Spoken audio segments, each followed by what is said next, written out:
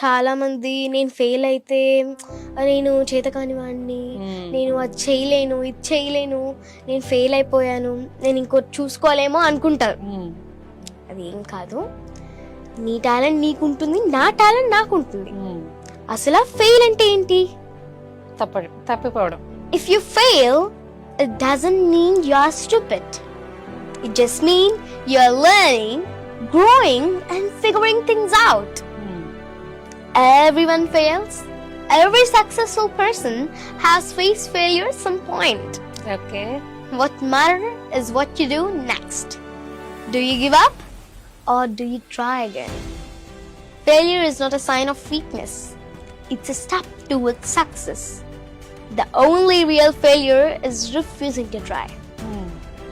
అంటే నువ్వు ఓడిపోతే అది నీ చేతకానితనం కాదు.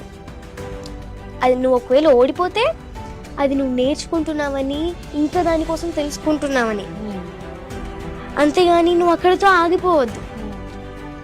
ఇంకొకటి, నువ్వు అక్కడితో ఆగిపోదావా లేకపోతే అక్కడి నుంచి నీ గోల్ సాధించుకోవడానికి మళ్ళీ పరిగెడతావా?